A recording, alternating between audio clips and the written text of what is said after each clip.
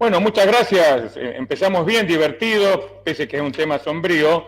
Si esto fuera una partida de ajedrez, bueno, estas serían las jugadas iniciales.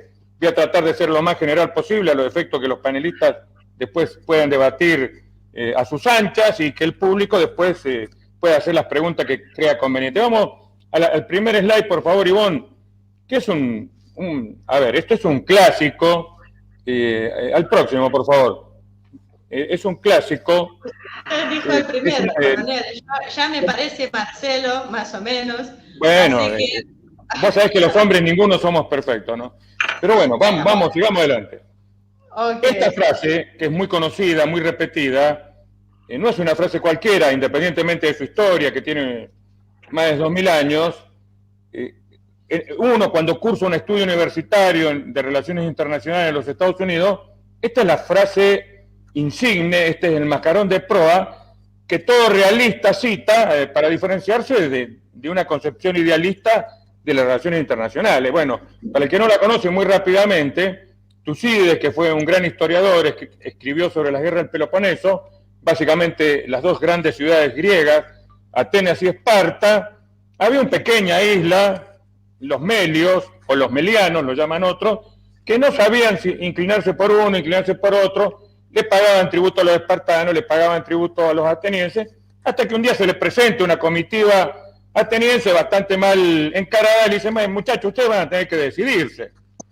Y ahí surge esa famosa frase, que es el origen del poder, según mi criterio, que para tener poder hay que tener fuerza, hay que ser poderoso, porque están los poderosos mandar y están los débiles obedecer. Esto que parece una perogrullada, que parece más bien el dicho de una abuela, es real. Por lo menos desde el punto de vista realista, muchos pensadores asumen que el poder es eso, es la capacidad de imponer nuestra voluntad al resto. Y el que no lo tiene, no tiene más remedio que obedecer, aunque esto no sea taxativamente así. Pero bueno, valga como una definición inicial. Vamos a la próxima. Las formas del poder. Hay muchas formas de clasificar el poder. Yo elegí una que es conocida, famosa, un profesor de la Universidad de Harvard, Joseph Nye, que bueno, él categorizó, dividió, no hace tanto tiempo, en la década del 90, después lo fue perfeccionando, lo que llama el poder duro, que es el poder militar económico, y el poder blando, que es un poco el aporte que él hace, que el poder blando es justamente la diplomacia, la cultura y otra serie de cuestiones.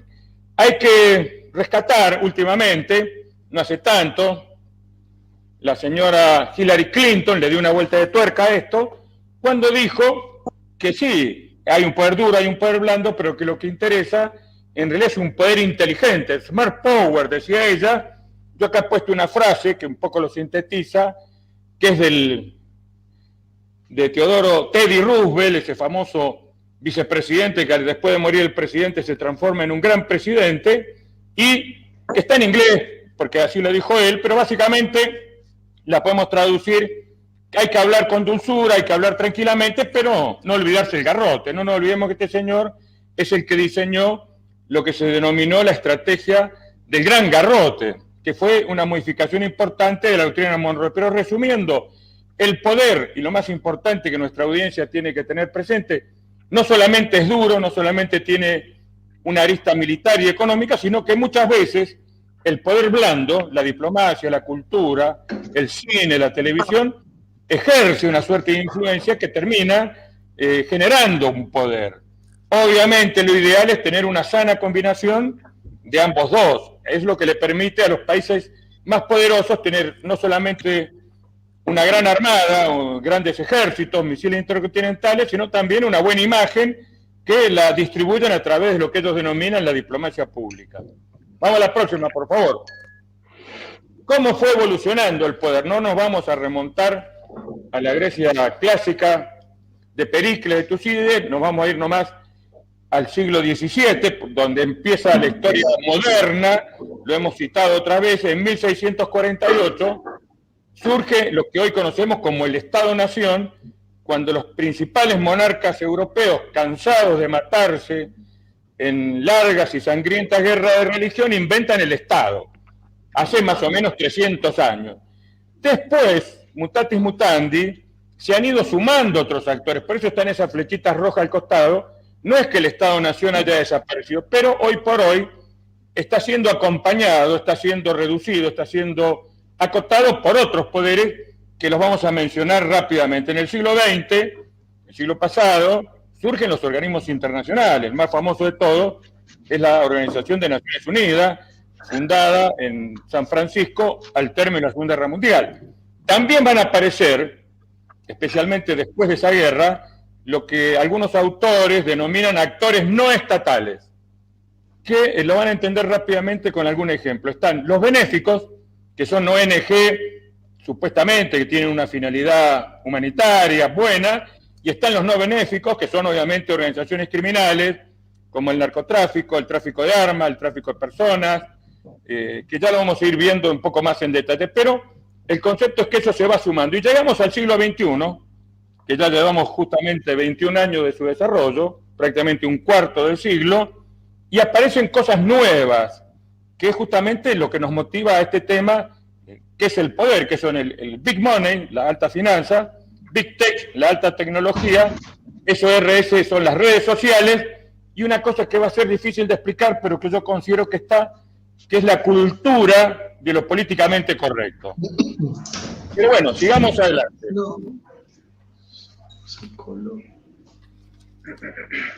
La próxima, por favor, Ivonne. Acá está. Este es un esquema, puede haber miles más, vamos a ver algunos otros más. Obviamente es una simplificación, pero este era el poder, podemos decir, prácticamente década del 90, 2000, hasta la crisis financiera 2008-2009. ¿Qué es lo que vemos abajo de esa pirámide? Vemos el narcotráfico, vemos el tráfico de armas, cómo eso se conjuga, apoya a la banca. No nos podemos desligar, esto no es una revelación, es una realidad. Los flujos financieros del narcotráfico no se manejan por pequeñas entidades financieras, se manejan por grandes entidades financieras. Hay grandes bancos, precisamente los más grandes del mundo, que sus activos financieros son origen del narcotráfico. Esto lo voy a inventar concretamente la Gran Bretaña, de la guerra del opio, que fueron en el siglo XIX, en 1848, pero ese esquema es el que se ha replicado y es un poco el que va a empezar el siglo XXI, y obviamente todo esto no se puede hacer si no hay una cobertura política. Por eso es que hay arriba un político y detrás hay una suerte de parlamento. Bueno, ese era el poder hasta hace no mucho, en su parte, digamos, no visible, pero que obviamente era el poder real, contante y sonante. Vamos a la próxima, por favor. Pero pandemia mediante, han aparecido o han reaparecido, porque algunos ya estaban, unos poderes que estaban un poco en la sombra, un poco ocultos, y que hoy están a la vista de todos. Bueno, está usted que reconoce el escudo, las Naciones Unidas ya la mencionamos, que había tenido una triste participación, levantó en la década del 90 con el colapso de la Unión Soviética, hubo 14, 20 misiones de paz, hubo un gran protagonismo, después se eclipsó, se apagó, y hoy renace esa organización internacional con su famosa agenda del 2030. Está el Fondo Monetario Internacional, que es un elemento que depende de las organizaciones de Naciones Unidas. Abajo a la izquierda, la muy conocida o tristemente famosa Organización Mundial de la Salud, también con sede en Washington. A la derecha tenemos algo que siempre hace años que existe, pero que ha tomado una relevancia muy importante, que es el Foro Económico de Davos, que ese es su símbolo, y abajo hay dos grupos que han existido hace muchos años, pero que hoy tienen una gran relevancia, será fruto de esas caretas que estamos diciendo que se han caído, diversas ONG de todo tipo, tamaño y color, varios colores, varias intensidades, varias agendas, y a la derecha están estas personas, yo les doy el nombre de filántropos, pues no encuentro un nombre mejor, supuestamente destinados a gastar sus inmensas fortunas en el bien de la humanidad. Bueno, eso es prácticamente una ironía. Sabemos que estos grandes millonarios, en este año que todos hemos perdido de alguna manera nuestro capital, nuestra fuente de ingresos, han duplicado sus riquezas. Es decir, a esta gente en este momento, esta situación, lejos de perjudicarlos, los ha beneficiado bastante. Vamos a la próxima, por favor. Bueno, el próximo slide es más oscuro que el anterior. Esto es justamente para producir el debate que quiere Marcelo y quiere Ivonne. A la izquierda están las religiones. Son una fuente de poder, cada una en lo suyo. Están todas divididas. El judaísmo está dividido, el cristianismo está dividido en un montón de iglesias diferentes, el islam está en una guerra civil, pero no podemos negar que las religiones siguen siendo una fuente. Es más, yo creo que van a tener cada día un protagonismo mayor. Esto es una apreciación personal. En el medio tenemos ese tanque con un cerebro que viene a representar los think tanks, que son muy importantes, especialmente en países como Estados Unidos, Gran Bretaña.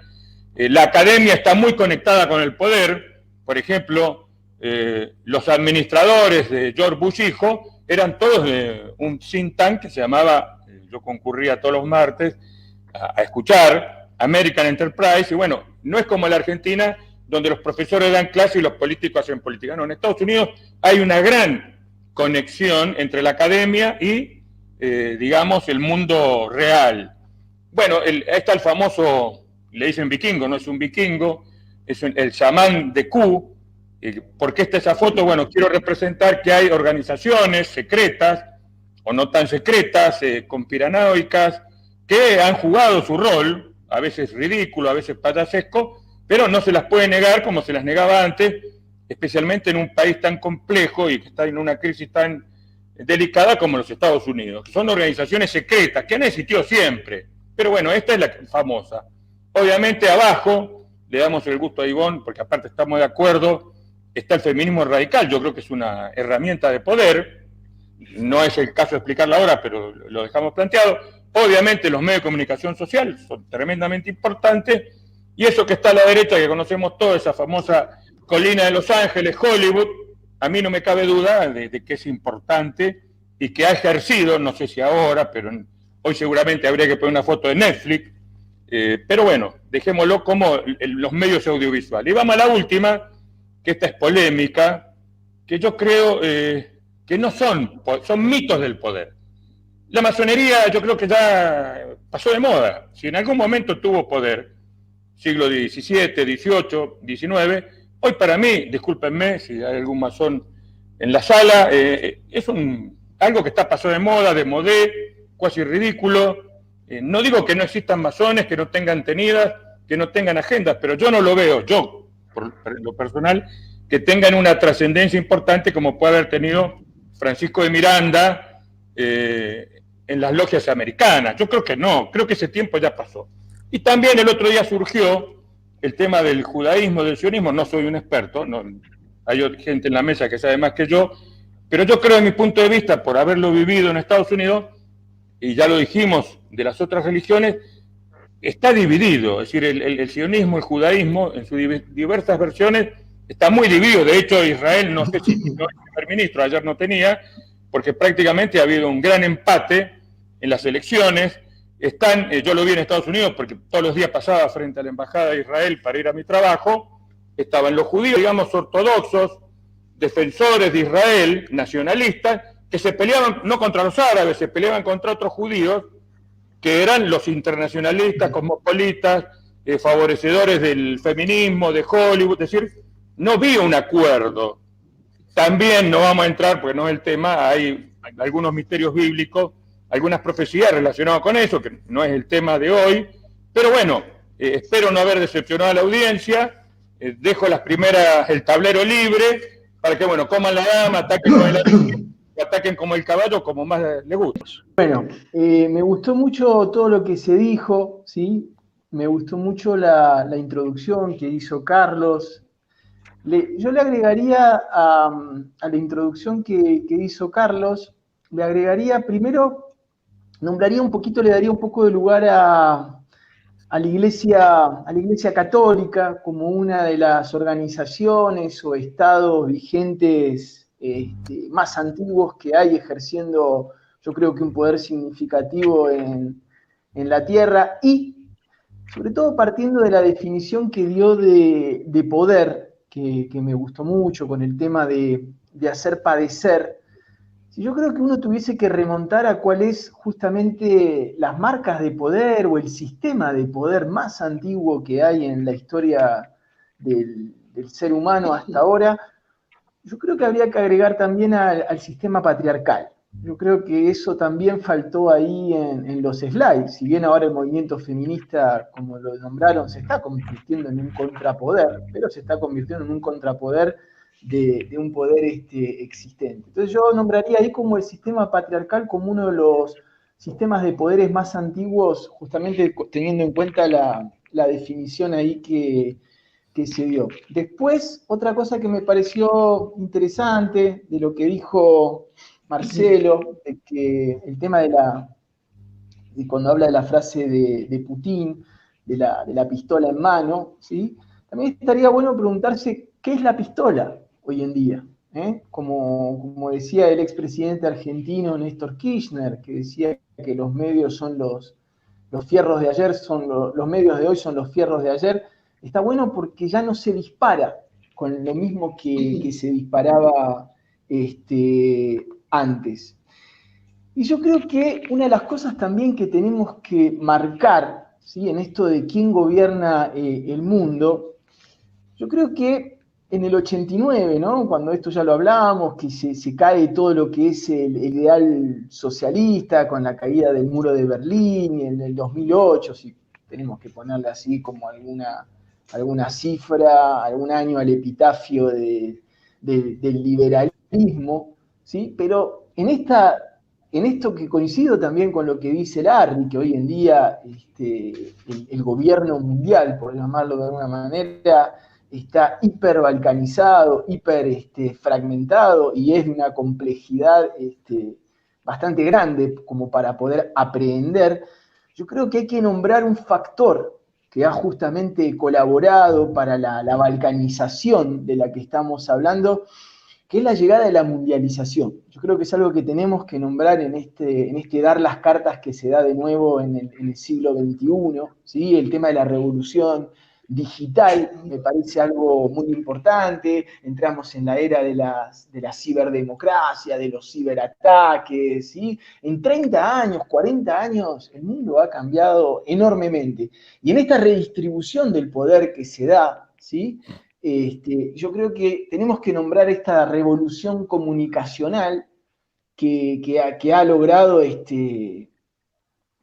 cambios profundos. Porque si en el siglo pasado, en el siglo XX, a uno le preguntaban justamente quién gobernaba el mundo, ¿sí?, la respuesta, por más que seguía siendo compleja, al menos aparecía como un poquito más simple, porque en esa época, ¿sí?, más allá de las sociedades secretas o de las redes de contacto, después vamos a hablar, el gobierno del mundo generalmente podía circunscribirse, ¿sí?, aunque sea como la punta de un iceberg, pero mucho más formal que ahora, ¿sí?, a lo que son los estados nacionales a los estados nacionales y a su poder de fuego, ¿sí? Me gustó ahí un comentario, muy interesante los comentarios que están poniendo la gente que nos acompaña.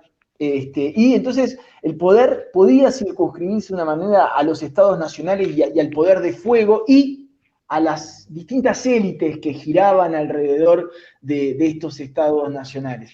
En esta nueva era de la comunicación, ¿sí?, la cuestión del poder mundial creo que aparece, yo diría, más misteriosa o más opaca que nunca, ¿sí?, al punto de que empiezan a suscitarse las miles de interpretaciones complotistas que invaden las redes. Pero yo creo que una de las únicas certezas que tenemos respecto a esta pregunta de quién gobierna el mundo en este principio de siglo XXI, ¿sí?, es que justamente la mundialización resulta como demasiado compleja para reducir a un solo amo o a un solo grupo este gobierno mundial. Entonces, cuando uno se pregunta, ¿sí?, como lo estamos haciendo nosotros, quién gobierna el mundo, es como que la respuesta se ve como inmersa de una inmensa vacuidad, ¿sí? Podríamos decir que a primera vista los estados, potencia del planeta, con sus aparatos institucionales, diplomáticos, ofensivos, represivos, siguen constituyendo hoy los principales actores geopolíticos. Podríamos decir que una parte de la respuesta podría estar ahí, pero ahí es donde entramos en un tema mucho más complejo, porque si decimos que las potencias y los estados, potencias del planeta con sus aparatos, siguen constituyendo hoy los principales actores geopolíticos, nos encontramos con una paradoja, que es que estos actores potencias no se pueden enfrentar entre ellos directamente. Entonces es como que se hace todavía más complejo, ¿sí? Porque esto ya lo hemos hablado en otros programas, como hemos llegado a un estado de proliferación nuclear tal que está todo el mundo inmovilizado, ¿no? Parecen las películas de los gángsters cuando todo el mundo se está apuntando con todo el mundo y una sola bala puede disparar una matanza. Lo mismo está pasando con la proliferación nuclear. Entonces es como que los que tienen más poder de fuego no lo pueden utilizar, entonces siguen siendo los que gobiernan el mundo. Tiro la pregunta, ¿sí? Y si a esto le sumamos, además, que la vieja polaridad este-oeste, socialismo y liberalismo, prácticamente está desapareciendo de la faz del planeta y estamos viviendo la llegada de un mundo pluripolar, justamente este mundo pluripolar, esta nueva era que estamos viviendo, de alguna manera llega a confirmar que la discusión o de alguna manera, yo diría, el pensamiento de quién gobierna el mundo ha llegado a un estado de balcanización, como decíamos, o de fragmentación que es muy, muy, muy difícil de poder abarcar. ¿Por qué? Porque además tenemos el narcotráfico, por un lado, tenemos la industria de las armas, pero eso está completamente ligado, ¿sí? Entonces tenés actores que están influyendo en los dos. Podés decir, ok, por un lado está el gobierno de los Estados Unidos, por el otro lado está el lobby sionista, pero tenés actores que también participan de los dos. Entonces, yo creo que una de las cosas que vamos a lograr, ¿sí? Y me parece que es un lindo objetivo, ¿sí? Es como dejar como más preguntas disparadoras que respuestas. Muchísimas gracias, Damián. Cristian. Bueno, vamos por parte. Me pareció sumamente preciso la descripción que hizo el coronel en esa especie de evolución, si se quiere, del ejercicio del poder, ¿no es cierto? Empezando por el poder duro, o el hard power, que lo podríamos vincular a lo que fue el imperialismo británico. Después un soft power, ¿no? El poder blando, la utilización del neocolonialismo cultural. Eso lo podemos vincular perfectamente a los Estados Unidos con esta idea que hoy están en boga de la ideología de los derechos humanos, la democracia liberal, etcétera, sin dejar de lado, ¿no? El poder coercitivo, la acción directa por la fuerza, como ha quedado demostrado que lo utilizó Estados Unidos durante el siglo pasado y durante este siglo que todavía sigue con las mismas mañas. Pero me parece de suma importancia analizar esto que se le presta poca atención. Algunos han empezado a estudiarlo hace algún tiempo, ahora hay un filósofo que está bastante de moda, que, vale la redundancia, desde una visión filosófica intenta abordarlo, esta idea de smart power, ¿no? Del poder inteligente. Algunos autores como Peter Singer también, que lo vinculan en su libro a la armatización de las redes sociales. Y creo que ahí está el núcleo, ¿no? De dónde se centra el poder en gran parte hoy en día. ¿Quiénes son los que lo ejercen? Acá noté algo que dijo Damián, que está perfectamente vinculado, ¿no? Recién decía Damián que los actores no se pueden enfrentar. Y ahí encontramos de por qué la importancia de la tecnología, ¿no? Por parte de los estados como de los entes privados, que ahora lo vamos a hablar, que son estas Big Tech.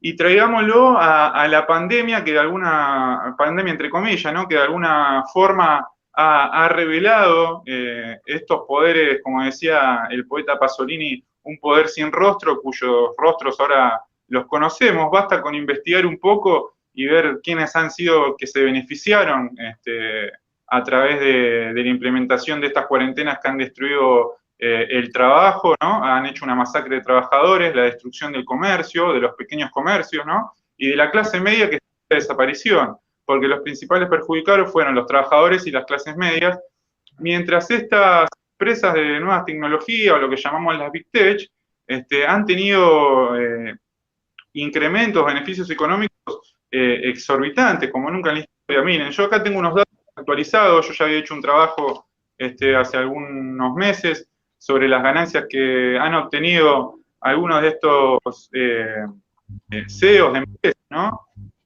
Por ejemplo, miren, tenemos que según Business Insider, ¿no? Una revista vinculada al mundo de las finanzas, 3.228 personas tienen una fortuna superior a $1.000 millones. En el 2020 ganaron 14.600 millones de dólares, lo que representa la sexta parte del PIB mundial.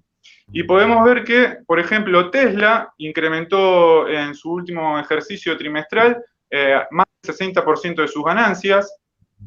Elon Musk obtuvo ganancias por 148.000 millones de dólares. Jeff Bezos, el hombre más rico del mundo, obtuvo 72.000 millones de dólares de ganancias durante 2020.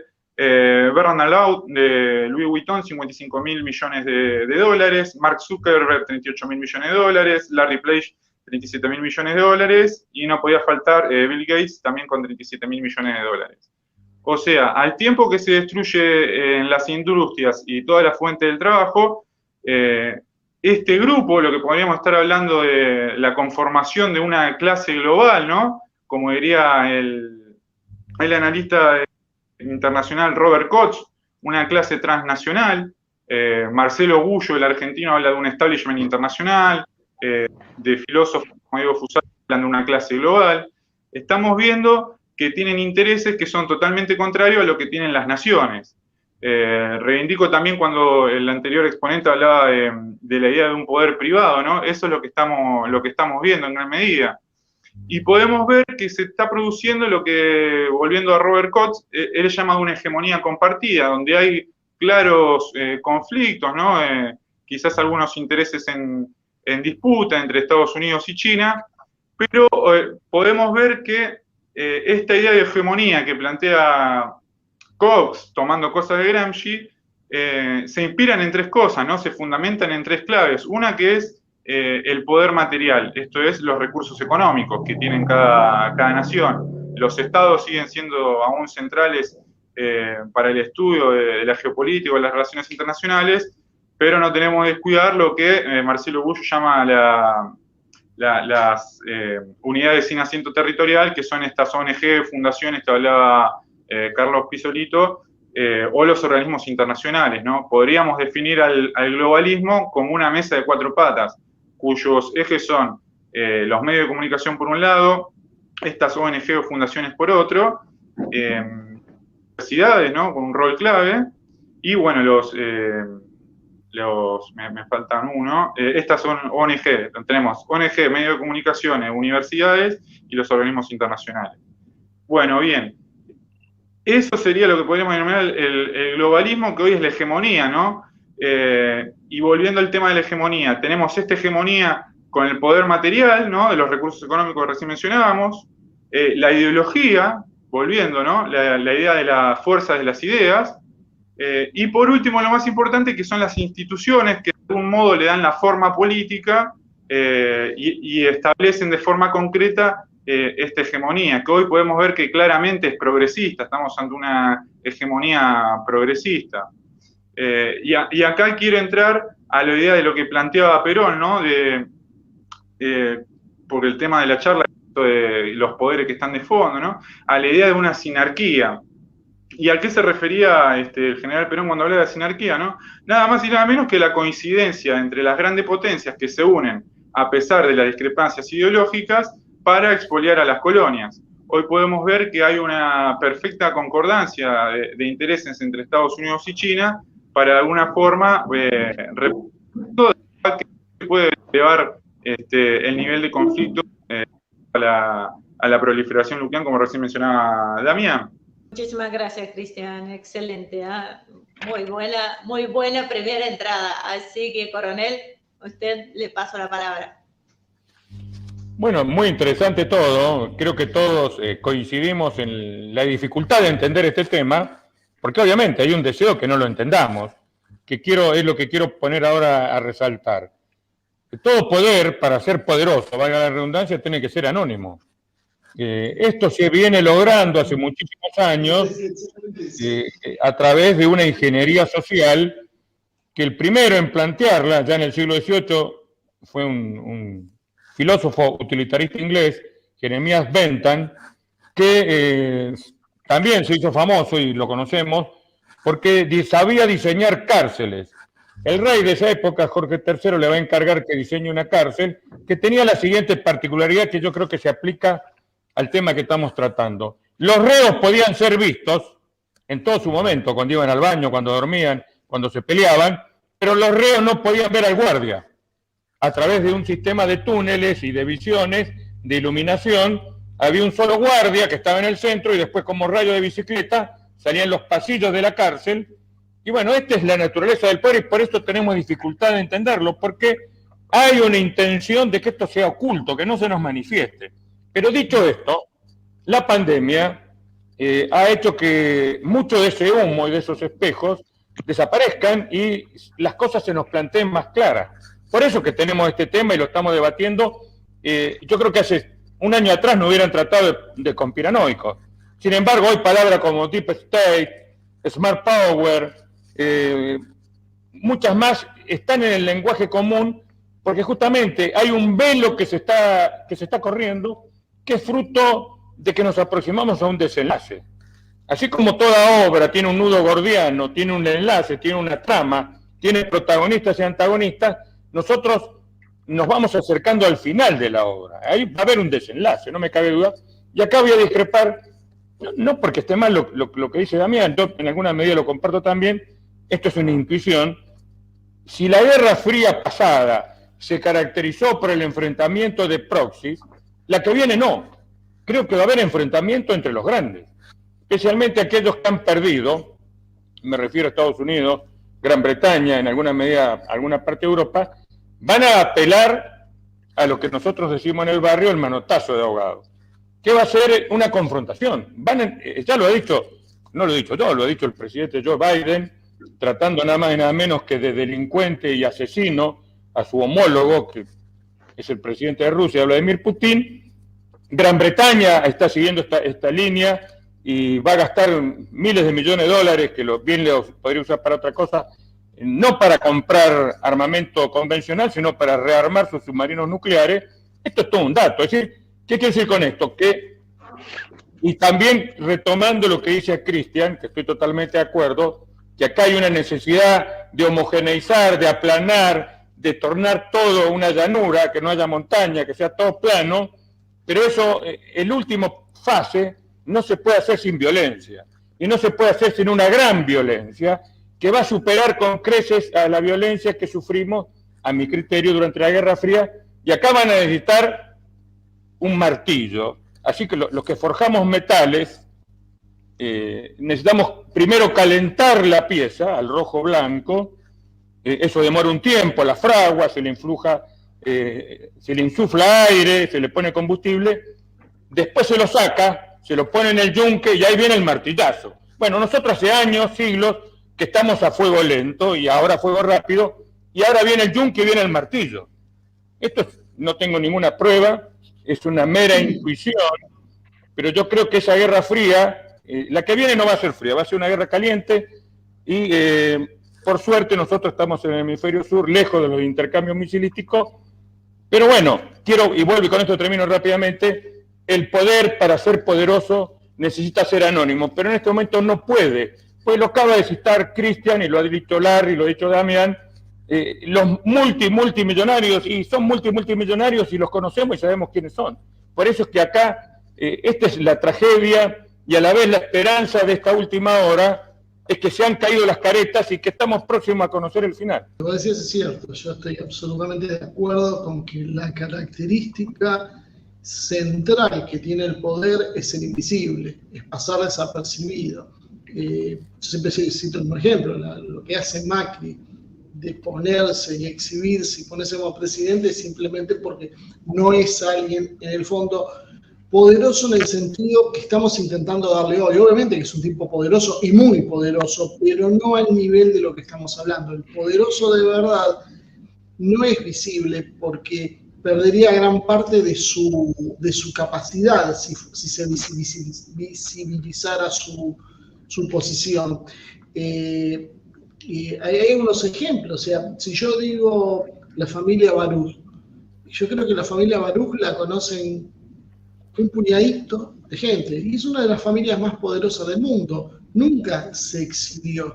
Entonces, ese es el problema de todo esto, es comprender esa naturaleza. Y si hoy, y creo que coincido en algo también con el coronel, creo que Internet ha tenido una doble cara. Por un lado, facilitó esta cultura global, el tema de llegar a todos los rincones y el tema de uniformar algunas ideas matrices, pero por otro lado también permitió una circulación de información que era muy difícil cuando era solo a través de los libros, porque muy poca gente podía llegar a ese conocimiento. Entonces, si bien esto se mezcla y hay mucho... está muy mezclado el trigo con la paja, por otro lado uno, si tiene paciencia y es medianamente serio, puede ir viendo algunas puntitas de cómo es el poder de verdad. Creo que como también estaban comentando, esto lo decía Cristian, la disputa es entre valores, es cierto.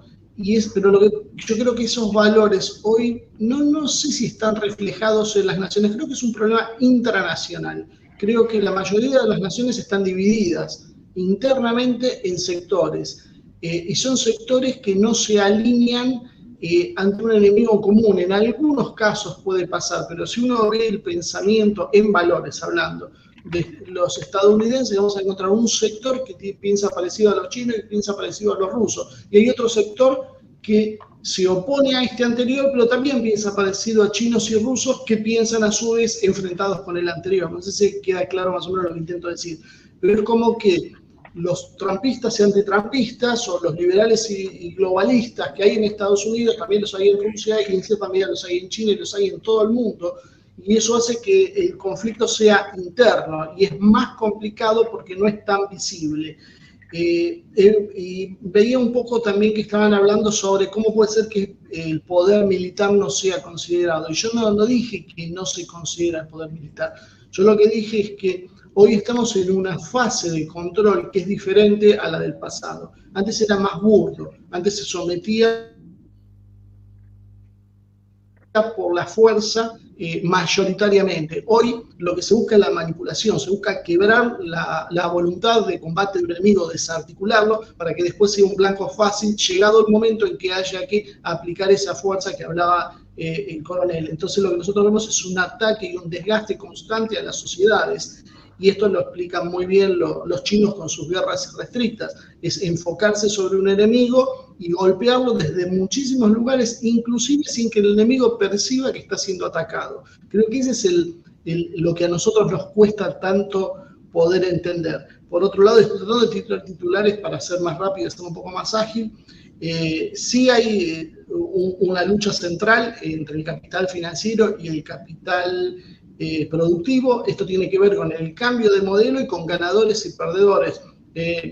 Creo que en eso coincidimos todos, en que no estamos hablando de que hay 4 tipos sentados alrededor de una mesa decidiendo los destinos del mundo. No es caos del Superagente 86. Acá hay intereses concretos que chocan y que en algunos momentos se alinean o vuelven a separarse y son polifacéticos. Esa complejidad es también lo que se suma a lo que decía el coronel de la necesidad de confundir a propósito. Entre la necesidad de confundir a propósito y los intereses que son a veces alineados y a veces enfrentados, la situación no es muy clara. Fijémonos que el tema del anonimato llega hasta un punto que nosotros sabemos que hay grandes corporaciones. Cuando miramos más finito vamos a ver que en las grandes corporaciones hay accionistas. En los accionistas, los mayoritarios, los más importantes son los fondos de inversión. Pero cuando uno mira dentro de los fondos de inversión, vuelve a encontrarse con otros fondos de inversión que tienen inversiones cruzadas. O sea, básicamente es muy difícil encontrar a las personas físicas, salvo un puñado que son los Elon Musk que se hacen públicos por algún motivo determinado. El resto de los todopoderosos, de esta gente tan rica, oculta su identidad a través de esto que algo vimos cuando se habló de los Panama Papers y todo este sistema, cuando saltó con el tema del macrismo, que lo pasaba acá, y las sociedades anónimas en paraísos, en los offshore. Toda esta serie de matroshkas, una dentro de otra, que oculta la identidad, es parte de la naturaleza del poder. Y por último, bueno, no podía pasar por alto el comentario que hizo Damián sobre el sistema patriarcal. Yo creo que ahí hay un facilismo, creo que se toma la palabra patriarcal como una especie de comodín. Como hay sectores que dicen toda la culpa la tiene el capitalismo, otros toda la culpa la tuvo el comunismo, o toda la culpa la tiene y se le agrega a alguien, pueden ser los jesuitas, puede ser la masonería o lo que sea. Creo que la realidad es más compleja. Lo que hay una simplificación con el tema del patriarcado. Todo lo que está mal es patriarcal, todo lo que está bien es feminismo. Y entonces a partir de eso se distorsiona la realidad. Cuando uno ve que, no sé, el Imperio Británico lo forja la reina Isabel, o hace grande y moderniza al Imperio Ruso Catalina la Grande, o Isabel la Católica forja el Imperio Español, es la que abre las puertas a la expansión española. Estamos hablando de 3 de los más poderosos imperios, fueron 3 mujeres.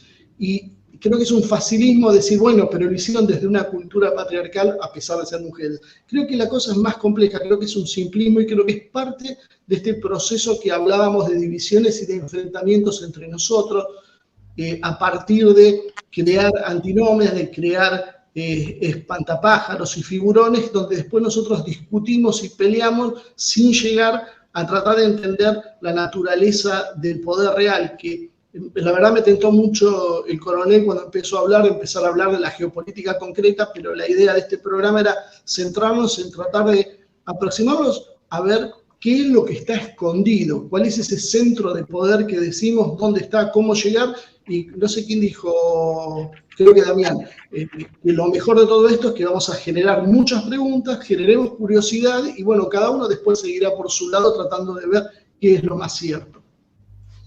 Vamos entonces a dar la vuelta de nuevo, Larry. Ahí estamos ahora un poco más cortito. Dale. Sí, yo no tengo mucho más que agregar, sí para puntualizar. Dale. Hola. ¿Me escuchan? Perfecto.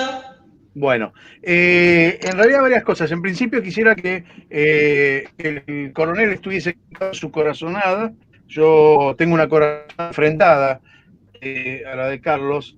El desenlace no está cerca, no existe el desenlace con la evolución del ser humano y las relaciones entre las sociedades están que ese desenlace no llegue nunca. Puede haber menos violencia, más violencia, sí, creo particularmente que la violencia en el futuro va a ser puntual, va a ser generalizada.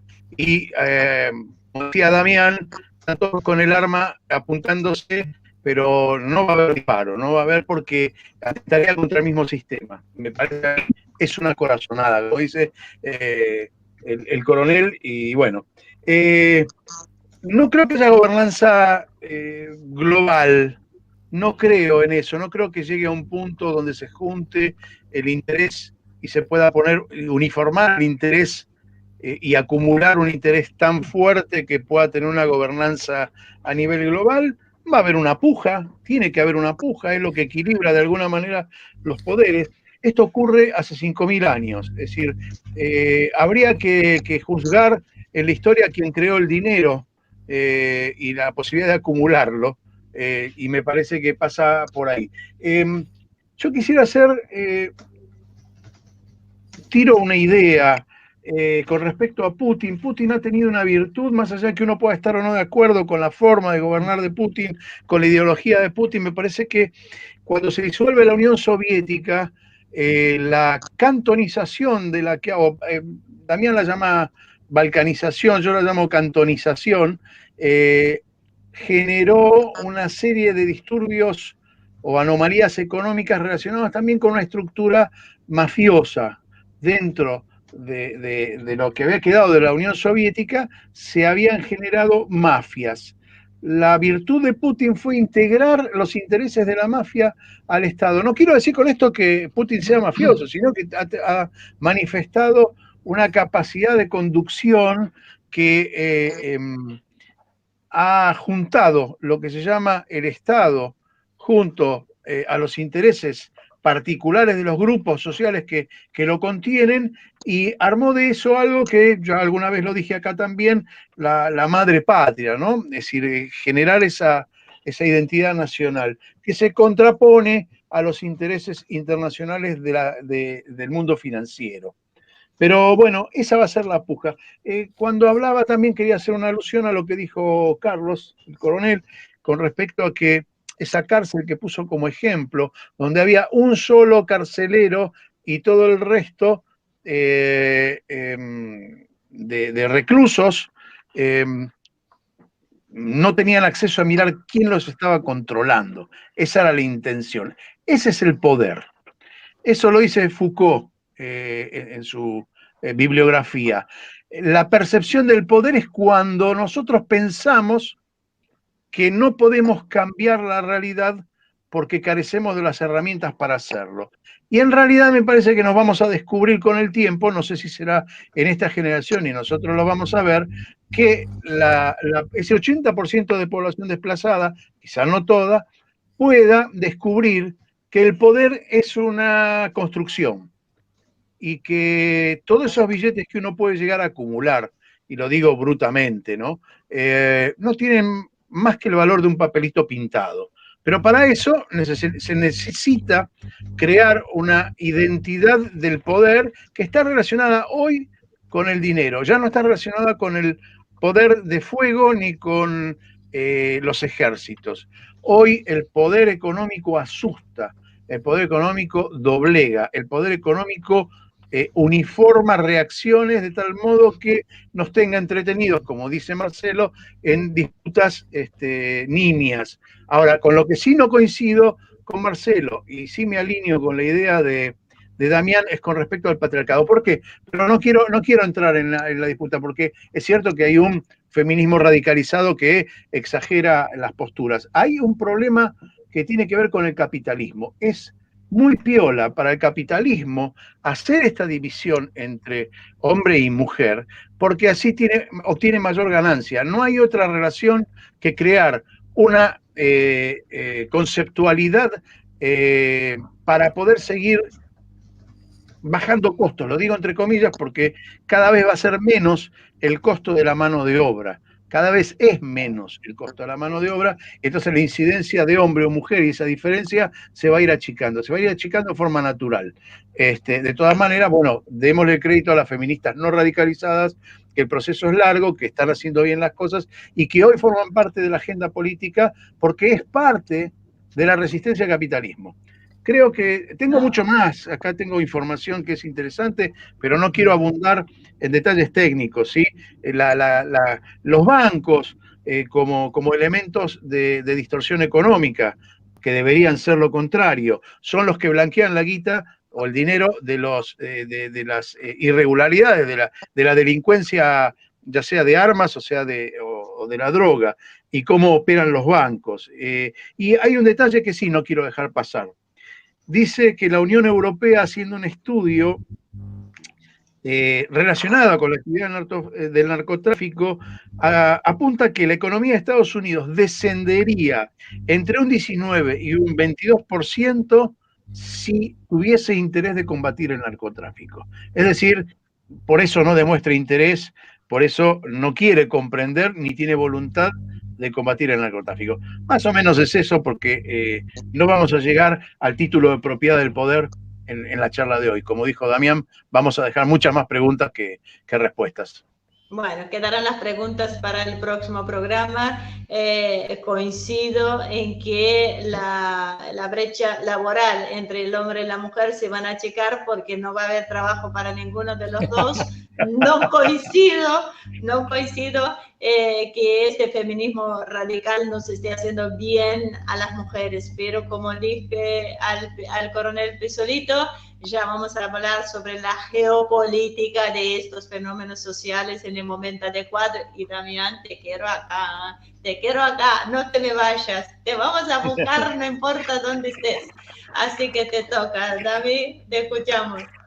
Bueno, a ver, algunos puntitos. Respecto a lo que dijo el coronel de los enfrentamientos entre potencias, no es que yo diga que las potencias no se van a enfrentar, pero no va a ser más en el plano militar. Yo creo que el movimiento del Reino Unido con el nuclear es para darle de comer al lobby de las armas, para que genere un poquito. Les recomiendo en ese sentido a la gente que le interese profundizar un autor francés que se llama Tomás Gomard, que escribió un libro, este año me parece que lo escribió, o el año pasado, este año, se llama Las Guerras Invisibles, y donde habla un poquito de esto que estamos hablando, de estas guerras que se desarrollan delante nuestro, pero que no siempre se pueden ver, ¿sí? Que es un libro que le pone un poquito de luz a estos mecanismos invisibles que a la larga terminan como profundizando nuestro planeta, ¿sí? Que terminan, transformando en nuestro planeta. Estamos hablando de los mercados financieros, los paraísos fiscales, las mafias, los incubadores tecnológicos, las plataformas numéricos, los servicios de inteligencia, las multinacionales. Realmente recomiendo las guerras invisibles. Y después, me parece como para ir por ahí ya cerrando, yo creo que una de las conclusiones, ya entrando más en el cierre, ¿sí? Porque fíjense que un programa como este, donde uno trata de tirar ahí la pregunta de quién gobierna el mundo, fíjense que de fondo lo que nos está haciendo es repensar el concepto de democracia, ¿sí? O bien repensamos el concepto de democracia, o bien aceptamos la gran estafa en la cual el ciudadano del planeta está viviendo. Porque acá uno ve que hay bandos, hay algunos que le gustan los chinos, otros que le gustan los rusos, ¿sí? Pero ganen los chinos, ganen los rusos, ganen los estadounidenses, gane la izquierda, gane la llamada derecha, ganen los soberanistas, ganen los globalistas. La realidad, de alguna manera, básicamente no cambia mucho, ¿sí? El mundo, ¿en qué sentido digo que no cambia? En que el mundo finalmente lo siguen digitando los mismos grandes de siempre, ya los nombramos, pero me gustaría por ahí hacer un poquito la lista más exhaustiva. Tenemos al lobby militar, tenemos al narcotráfico, ya dijimos que la mayoría están como interrelacionados entre ellos. Tenemos el lobby de agroquímicos, ¿sí? En el lobby de agroquímicos pongo también a los farmacéuticos y al lobby de la medicina. La fusión que hicieron Bayer y Monsanto le da mucho, es muy significativa en el poder que está adquiriendo el lobby agroquímico. Estamos hablando también, está el lobby del sistema financiero, podemos nombrar algo del lobby sionista. Me gustaría no dejar de mencionar el lobby de la pornografía, el de la trata de personas, este nuevo lobby que apareció ahora de la Silicon Valley Mundial. Cuando hablo de la Silicon Valley Mundial, no hablo solamente de las grandes empresas de internet estadounidenses, sino también las chinas. Le podemos agregar algunas de las familias poderosas que nombró Marce, los Rothschild, etcétera, ¿sí? Alguna otra red de contacto importante, porque finalmente las redes de contacto es lo que digita el mundo. Y también tenemos que nombrar al Consejo de Seguridad de la ONU, que me parece que también tiene una influencia, y coincido plenamente en lo que dijo Larry acá, y lo que dijo Marcelo. No es que hay, como alguna gente lo piensa, que se sientan alrededor de de la mesa. Pero fíjense que el 90% de lo que acabo de nombrar, ¿sí? Estamos hablando de grupos de poder que los pueblos nunca votan ni eligen. Eso es importante.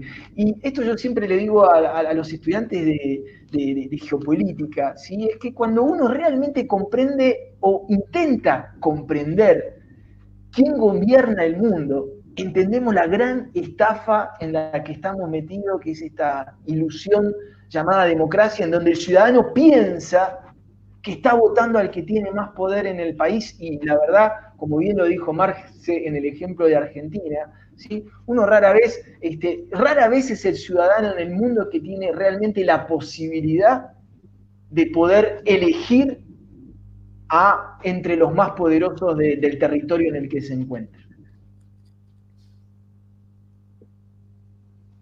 Gracias, Damián, impecable. Como siempre, Cristian.